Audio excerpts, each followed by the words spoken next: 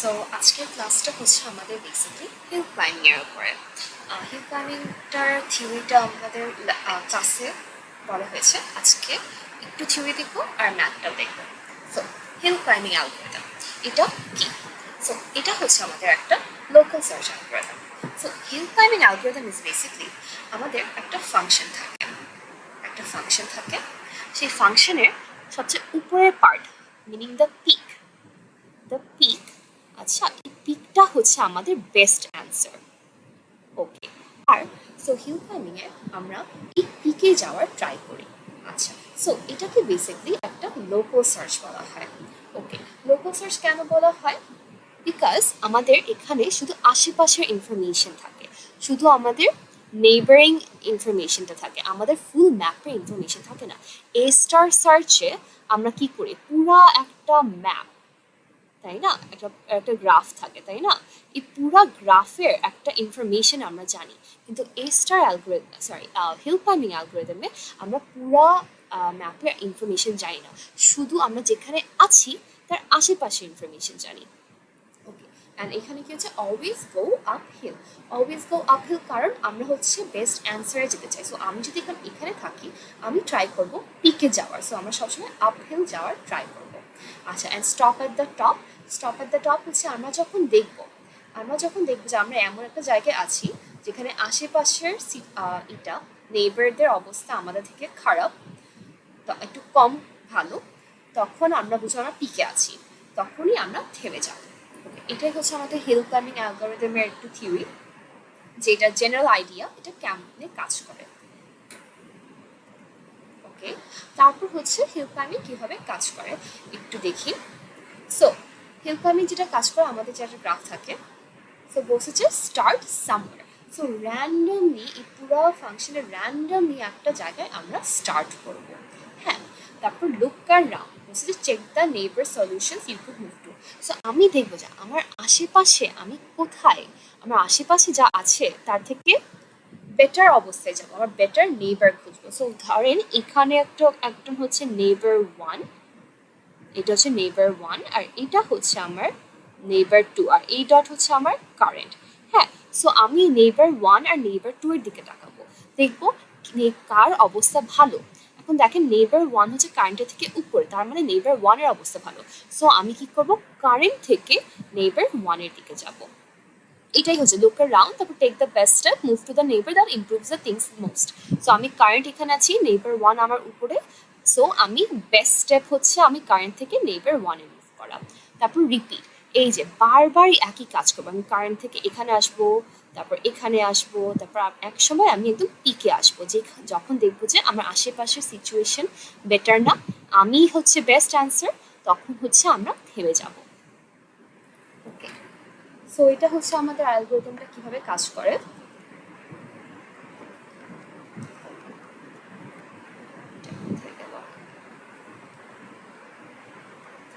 ওকে, তারপর হচ্ছে আমাদের, ওকে, সো এখানে এই অ্যালগরিদমের একটা প্রবলেম আছে। দ্য প্রবলেম হচ্ছে ইট ক্যান গেট স্টাক। আচ্ছা, স্টাক কেন, আমরা যদি দেখি, সো বললাম না আমরা স্টার্ট সামওয়্যার। সো আমরা যদি একটা গ্রাফের দিকে তাকাই, গ্রাফটা যদি ধরেন এরকম হয়, এরকম, আচ্ছা না, এই যে গ্রাফটা যদি আমাদের এরকম হয়, ওকে, আচ্ছা, সো ধরেন এটা হচ্ছে আমাদের গ্রাফ। ওকে, এখন স্টার্ট সামওয়্যার, তাই না, সো ধরেন আমরা যে এখানে স্টার্ট করেছি। হ্যাঁ, এখন দেখেন কি বলেছে, আমরা আমাদের বেটার নেইবারের দিকে যাব। সো সে আস্তে আস্তে এইদিকে আসবে, তারপর এইদিকে আসবে। এখন দেখেন এইটা একটা ছোট্ট একটা বাম্প, এটা একটা পিক। এখন বাট সে এখানে আসার পর তার মনে হবে যে না, আমি তো খুব ভালো জায়গায় আসছি, আমার আশেপাশের সিচুয়েশন আমার থেকে খারাপ, আমার নেইবার্সরা আমার থেকে খারাপ অবস্থায় আছে, সো আমি হচ্ছে বেস্ট অ্যান্সার। সো তখন hill climbing algorithm will stop here, সে ভাবতেছে এটাই হচ্ছে আমার বেস্ট অ্যান্সার, বাট আসল বেস্ট অ্যান্সার তো এটা, this is the true best answer. এটাকে হচ্ছে আমরা গ্লোবাল ম্যাক্সিমাম বলি, গ্লোবাল ম্যাক্সিমাম। আর আমি যেখানে থেমে আছি সেটা হচ্ছে লোকাল ম্যাক্সিমাম, লোকাল ম্যাক্সিমাম। আমি লোকাল ম্যাক্সিমামে আটকায় গেছি, কারণ আমি জানি না, আমার কাছে মনে হচ্ছে যে এটাই বেস্ট। এই জন্য বলা হচ্ছে যে এখানে একটা আটকায় যেতে পারে। সো আমরা একটা স্লাইডের দিকে যদি তাকাই, স্লাইডের দিকে তাকালে দেখবো যে আমি যে এখানে স্টাক করি, এই যে এটা লোকাল ম্যাক্সিমাম, এটা হ্যাঁ অরেঞ্জ পার্টটা, এখানে আমি আটকায় যাব, যেখানে আরও দ্য রিয়েল বেস্ট অ্যান্সার হচ্ছে এটা, এখানে আমি যেতে পারবো না। সো এইভাবে কিন্তু আমাদের হিল ক্লাইম্বিং অ্যালগোরিদমটা আটকায় যেতে পারে। সো আরও কয়েকটা ওয়ে আছে, আরও কয়েকটা সমস্যা আছে। সো আমরা যদি দেখি, এই যে প্রথমে হচ্ছে লোকাল ম্যাক্সিমাম, এটা একটা প্রবলেম। এই যে যেটা বুঝালাম আমি, যে এখান থেকে আমরা এখানে একটা লোকাল ম্যাক্সিমামে এসে পড়লে আমি থেমে যাব, so I will never reach the global maximum. Okay, আচ্ছা আরেকটা হচ্ছে প্ল্যাটিউ। আচ্ছা প্ল্যাটিউ মানে হচ্ছে সমতল। আচ্ছা সো প্ল্যাটে এইখানে আমি যদি এখানে স্টার্ট না করে যদি এখানে স্টার্ট করতাম, হ্যাঁ এখানে যদি থাকতাম, আমার কারেন্ট স্টেটটা যদি এখানে থাকতো, সে আশেপাশে দেখতো যে দেখ আমার তো সবই আমার মতোই অবস্থা, সবাই সমান, এটা হচ্ছে একটা সমতল, তাই না? সো সে আর বুঝবে না কোথায় যাবে, কারণ হিল ক্লাইম্বিং অ্যালগোরিদমে আমরা সব সময় বেটার নেইবারহুডে যেতে চাই, বা সেইখানে দেখবে যে না আমার তো আশেপাশে কেউই বেটার না, সো সে কনফিউজ হয়ে যাবে। যদি আরেকটা গ্রাফিকে দেখাই, এরকম এরকম, এই যে সে আমি যদি এখানে আটকায় যাই, আমার এটা যদি কারেন্ট হয়, আর এটা যদি নেইবার 1 হয়, আর এটা যদি নেইবার 2 হয়, আমার কারেন্ট দেখবে নেইবার 1 আর নেইবার 2 এর সাথে কম্পেয়ার করবে। এখন দেখেন এখানে নেইবার 1 আর নেইবার 2 এর অবস্থা একদম সেম, সো সেও কনফিউজড, ওই যে কারেন্টও সেম, সো সেও কনফিউজড হয়ে যাবে যে আমরা তো সবাই সেম, আমি কোথায় যাব, কোথায় গেলে আমার ভালো হবে সেটা বুঝতেছে না। সো এটাকে বলা হয় প্ল্যাটিউ। আমরা তাহলে যেটা বেসিকলি হচ্ছে যে নেইবার্স লুকস ইকুয়াল। সো এরকম সিচুয়েশনও আমাদের অ্যালগোরিদমটা আটকে যেতে পারে। আচ্ছা আরেকটা যেটা হচ্ছে রিজেস। ওকে, রিজেস হচ্ছে বেসিকলি অনেকগুলো লোকাল ম্যাক্সিমাম থাকে, এরকম আমাদের এরকম একটা এখানে প্রবলেম কি হচ্ছে, আমাদের অ্যালগোরিদমে সাধারণত আমাদের কয়টা স্পেসিফিক ওয়ে আছে। ধরেন আমাদেরকে ডানে যেতে বলতে পারবো, বামে যেতে বলতে পারবো, এটা হচ্ছে আমাদের অ্যালগোরিদমটা মুভ করতে পারে। বাট আমাদের অনেক সময় 3D স্পেসে, হ্যাঁ 3D স্পেসে তো শুধু ডান বাম গেলেই হবে না, তার তো অনেক ডাইরেকশন আছে।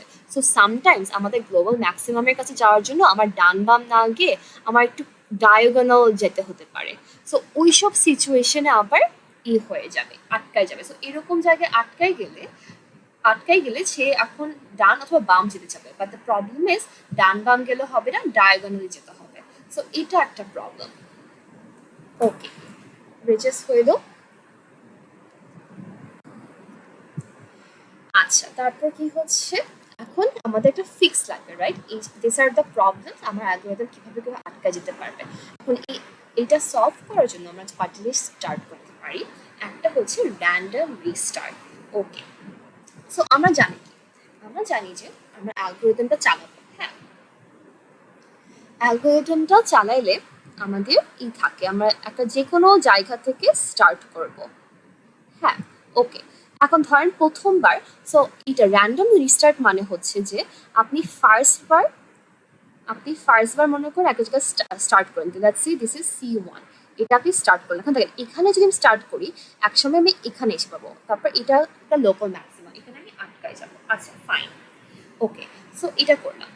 সো আমি প্রথমবারের জন্য দিস ইজ মাই অ্যান্সার 1, এটা হচ্ছে আমার অ্যান্সার 1। ওকে, তারপর র্যান্ডম রিস্টার্ট মানে আবার করবেন আরেকটা ডিফারেন্ট জায়গা থেকে, র্যান্ডমলি আরেকটা জায়গা সিলেক্ট করবেন। সো এটা আমি আবার করতে বসে, এখন আবার করলে আমি কি করব, ধরেন আমি এখান থেকে স্টার্ট করছি C2। আচ্ছা আবার আমি পুরো অ্যালগরিদম চালাবো, এখন চালালে হচ্ছে এই জায়গায় আমি আটকায় যাবো, তাই না?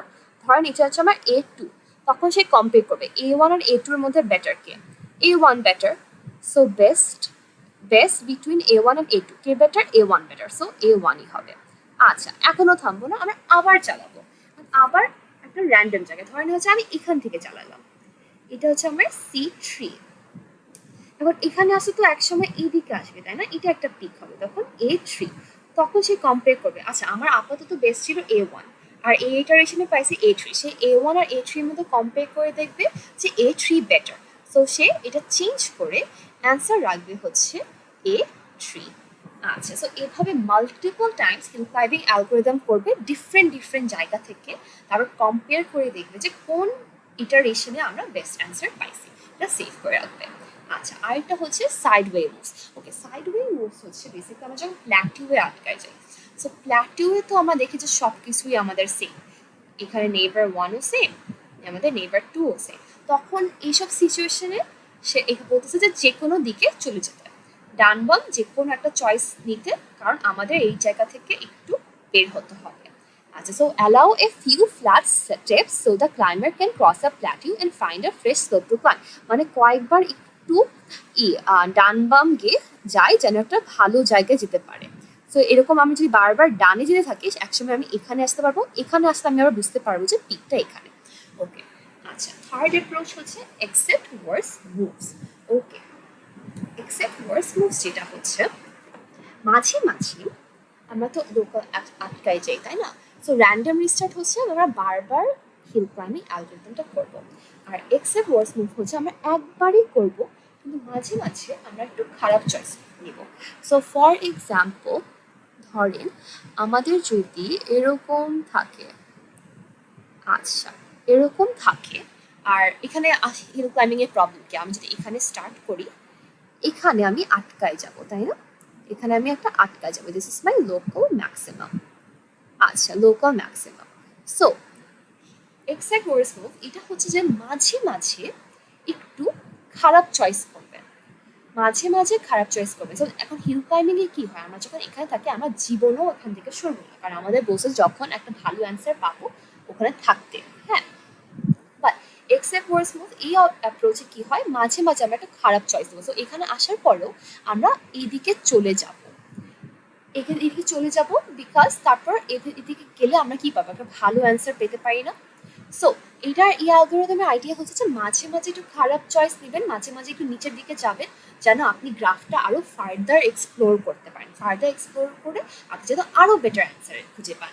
সো এটাই হচ্ছে আমাদের থার্ড অ্যাপ্রোচ। এখন এটা হচ্ছে আমাদের একটা আসলে একটা algorithm which is simulated annealing. This is the idea behind simulated annealing. So এটা যেটা বললাম, এটা হচ্ছে আমাদের একটা algorithm which is simulated annealing. Okay, so simulated annealing is basically hill climbing. দেখেন, simulated annealing হচ্ছে simulated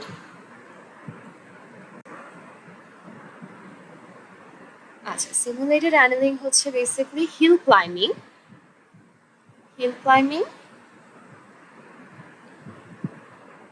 plus sometimes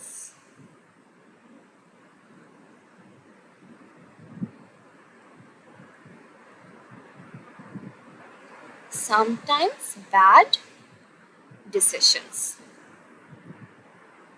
আচ্ছা, সো এটা হচ্ছে হিল ক্লাইম্বিং এর মধ্যে, বাট সামটাইমস আমরা একটু ব্যাড ডিসিশনস নিয়ে থাকবো।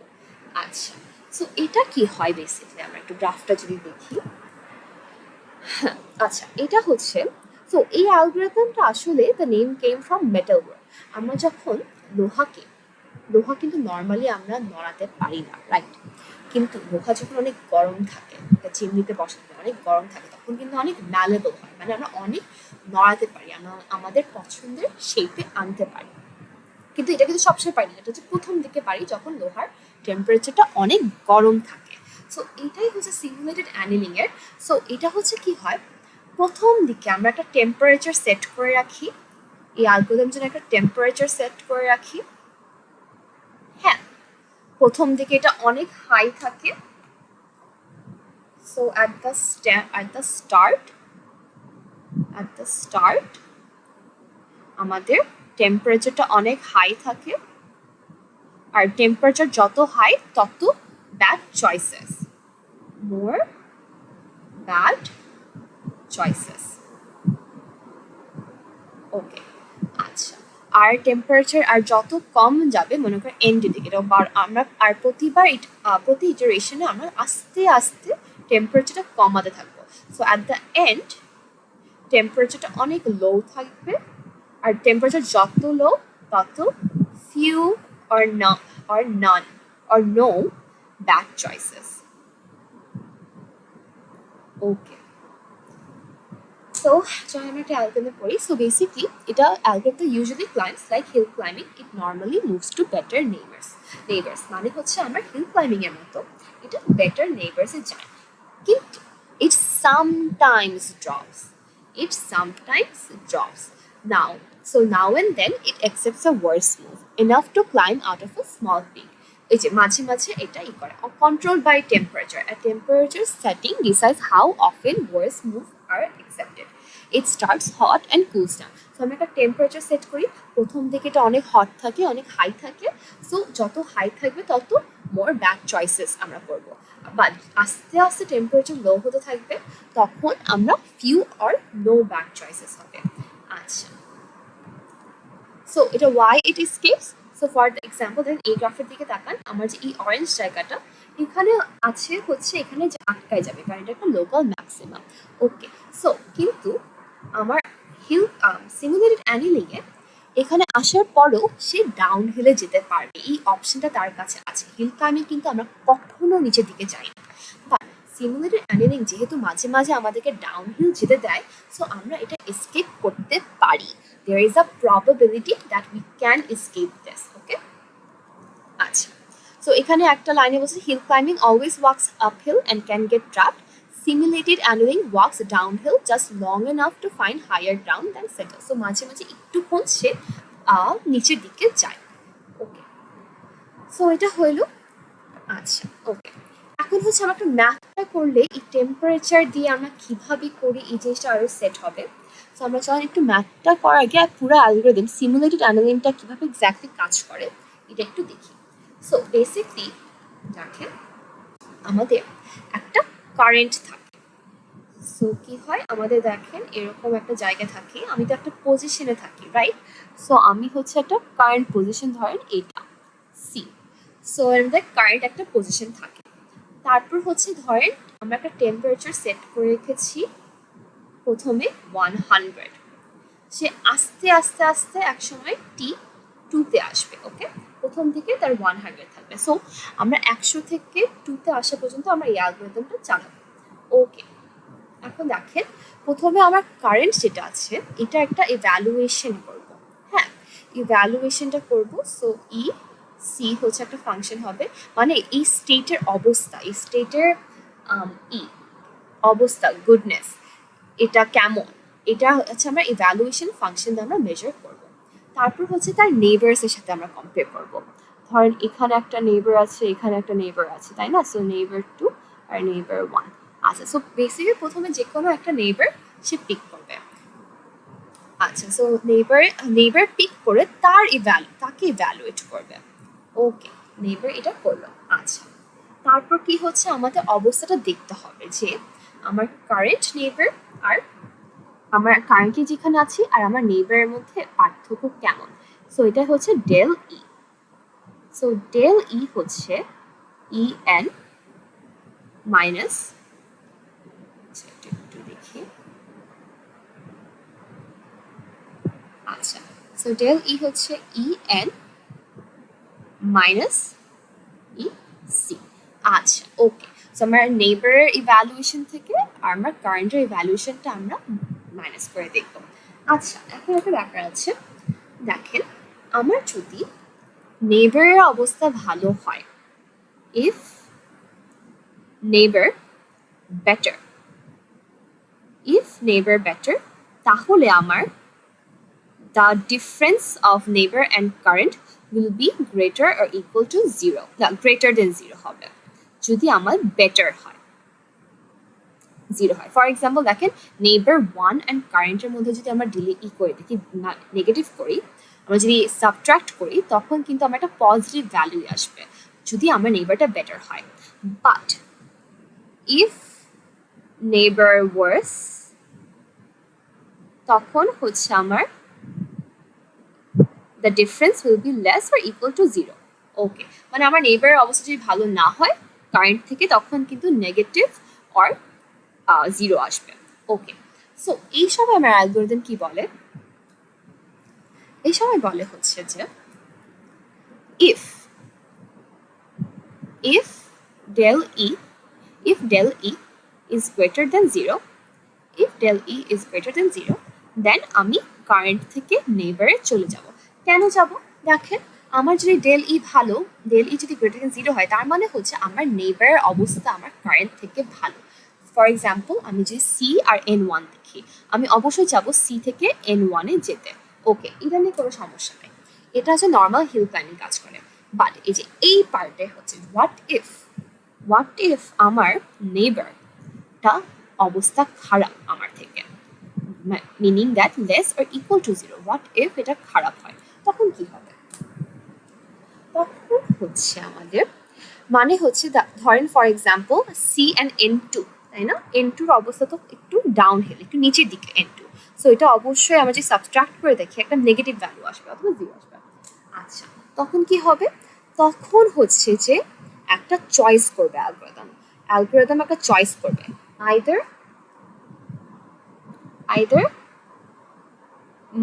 Move to next neighbour, move to next iteration অথবা নেইবার,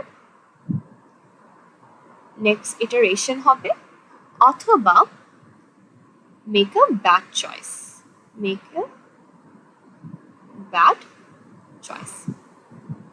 আচ্ছা, সো এটা আসলে ডিপেন্ড করে একটা জিনিসের উপরে। এটা হচ্ছে আমাদের একটা প্রবাবিলিটি আমরা বের করি, আর প্রবাবিলিটি কেমন হয়? আচ্ছা, make a bad choice when we will make a bad choice if e to the power del E divided by t is greater than random 0 1। আচ্ছা, এই যে র্যান্ডম 0 1, এটা মানে হচ্ছে আমার 0 থেকে 1 এর মধ্যে র্যান্ডমলি যে কোনো ভ্যালু দিবে আমার কম্পিউটার, বুঝতে পেরেছেন? এটা একটা ফাংশন, এটা 0 থেকে 1 এর মধ্যে র্যান্ডমলি একটা ভ্যালু দিবে কম্পিউটার। আচ্ছা, আর এটা হচ্ছে আমাদের একটা আমার কারেন্ট সিচুয়েশনের উপর ডিপেন্ড করে একটা ভ্যালু আসবে, বুঝতে পেরেছেন? সো এই ভ্যালু যদি আমার কম্পিউটার জেনারেটেড র্যান্ডম ভ্যালু থেকে বেশি হয়, তখনই আমি যাব, যে এটাই হচ্ছে আমাদের একটা প্রবাবিলিটি। এই জিনিসটা যদি আমার হয়ে যায়, তখন আমরা একটু ব্যাড চয়েস আমরা করব। আচ্ছা, সো একটু ম্যাথ, এই যে এই পার্টটা একটু কনফিউজিং লাগতে পারে যে এটা কিভাবে কাজ করে। এটা হচ্ছে আমরা নেক্সট একটু ম্যাথ দেখলে আমরা বুঝবো। আচ্ছা, okay, so the acceptance rule basically হচ্ছে আমার যদি প্রবাবিলিটিস দেখেন, আমাদের একটা প্রবাবিলিটি আমরা মেজার করি, the probability is P which equals to E to the power del E divided by t। এই probability যদি if the probability is greater than the random 0 1 value, তাহলে আমরা কি করব? make a bad choice,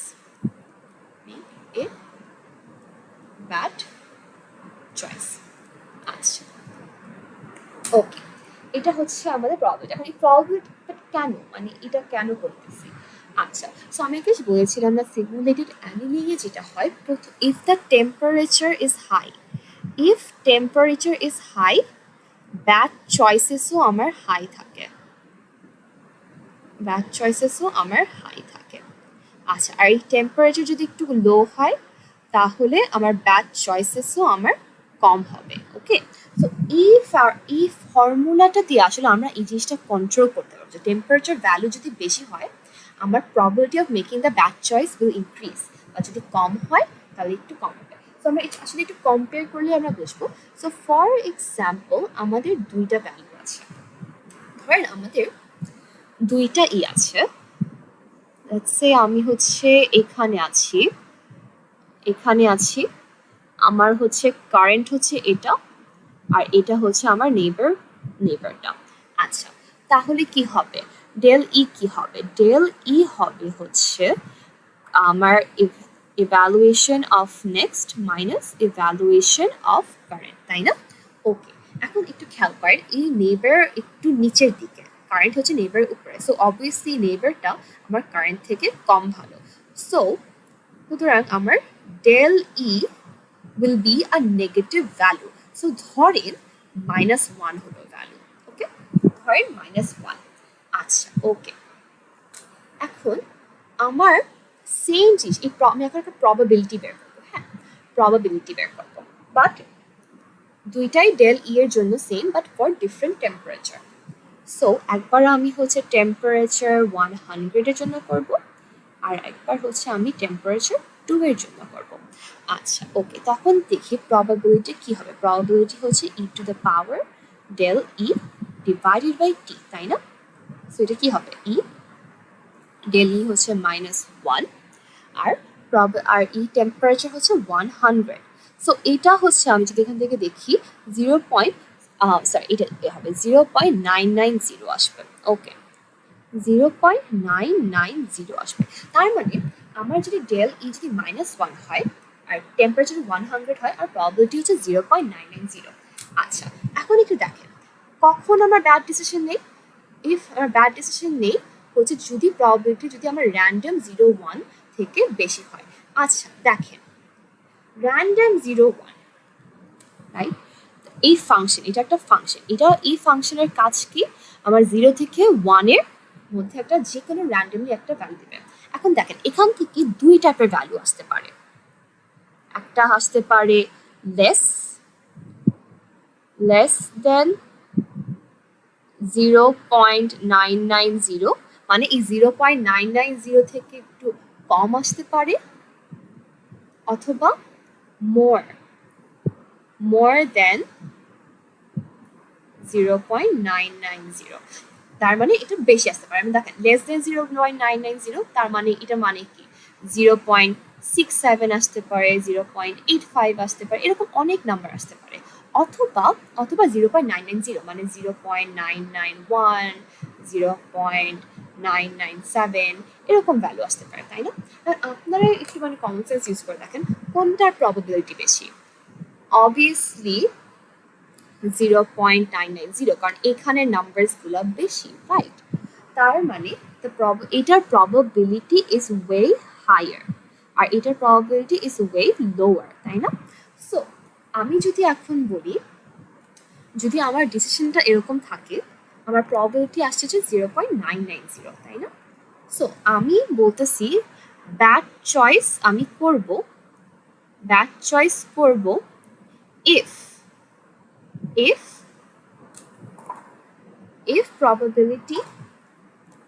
if probability is greater than random 0-1।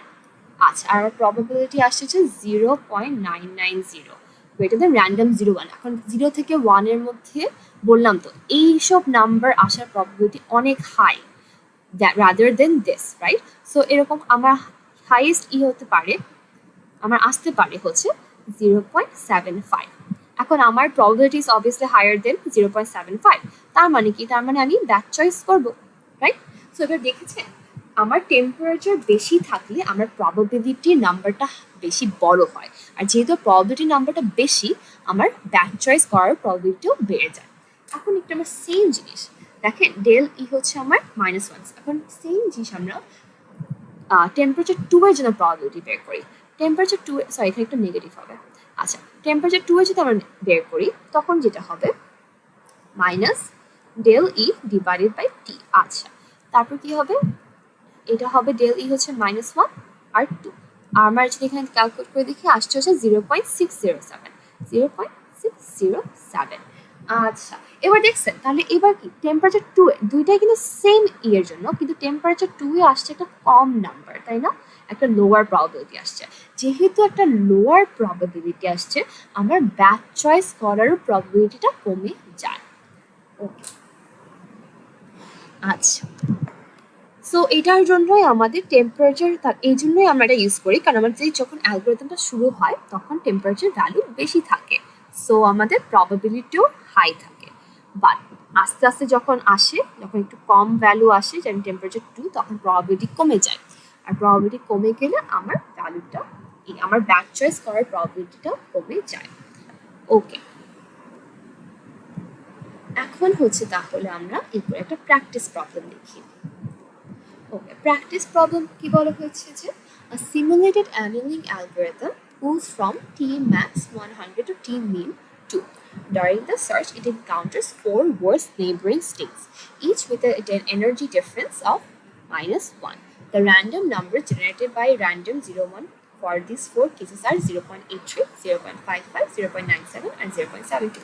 আচ্ছা দেখেন এটা মানে হচ্ছে আমাদের একটা অ্যালগরিদম আছে সিমুলেটেড অ্যানিলিং যেটা টি ম্যাক্স হচ্ছে 100 আর টি মিন হচ্ছে 2. সো প্রথমে 100 থাকে তারপর কমতে কমতে কমতে 2 তে আসে। এখন এই টাইমে তারা আমাদের দুইটা কেসের কথা বলেছে,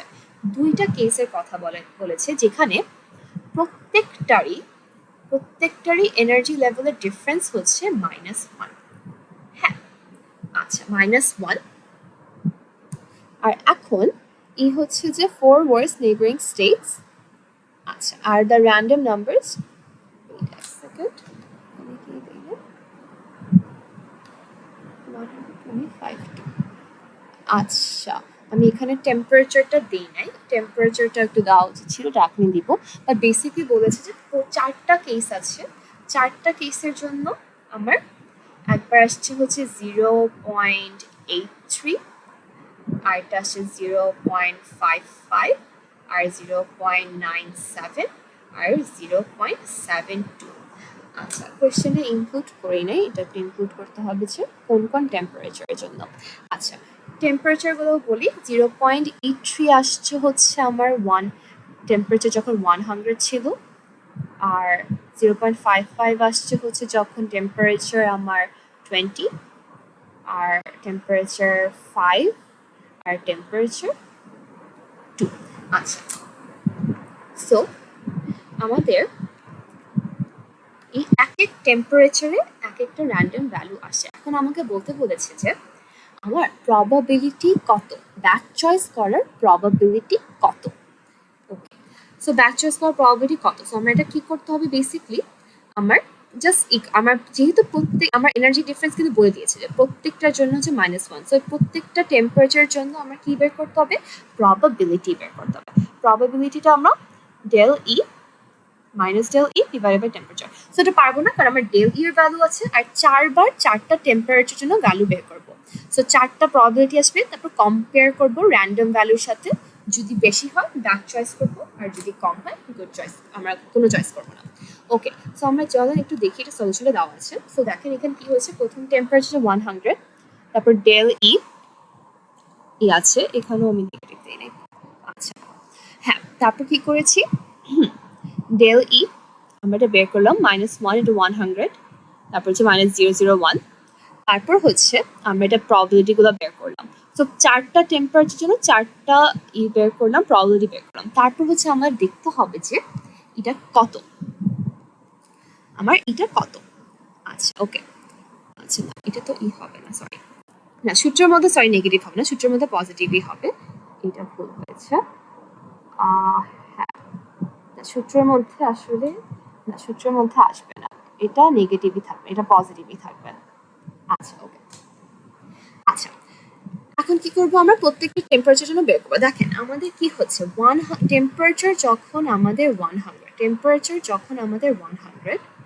তখন আমরা প্রবাবিলিটি হচ্ছে del E divided by T, meaning probability -1 divided by 100। আচ্ছা তারপর এটা কত আসবে বলছে আমাদের, ই হচ্ছে 0.990 আসবে। হ্যাঁ আচ্ছা এখন এই যে টেম্পারেচার 100 আমার কি আসছিল, যখন টেম্পারেচার 100 আসে তখন আমরা কম্পেয়ার করতে হবে যে প্রবাবিলিটিটা আমাদের র্যান্ডম ভ্যালুর থেকে বেশি কিনা, তাই না।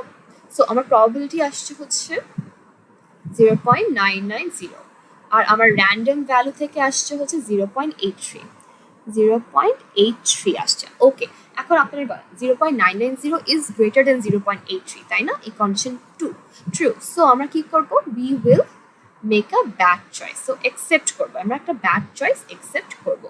সো সেম টু সেম আমরা বাকিগুলোর জন্য করবো, 20 করবো, 5 and 2 বাকিগুলোও করবো, আর প্রত্যেকটা দেখাবো কখন আমরা ব্যাড ডিসিশন নিচ্ছি আর কখন আমরা রিজেক্ট করছি। আর আপনি একটু দেখেন যখনই টেম্পারেচারটা কমতেছে তখনই আমরা কিন্তু রিজেক্ট করা স্টার্ট করি। ওকে আচ্ছা so that is the simulated annealing math. এখান থেকে হচ্ছে আমাদের যে থিওরিটা অনেক বেশি ইম্পর্টেন্ট, আমরা কেন হিল ক্লাইম্বিং কি, হিল ক্লাইম্বিং এর প্রবলেমস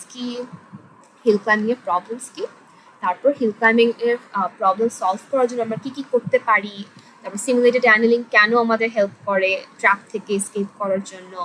এই যে এইভাবে আমরা হচ্ছে এগুলো আমরা একটু ভালো করে খেয়াল রাখবো পরীক্ষার জন্য। ওকে।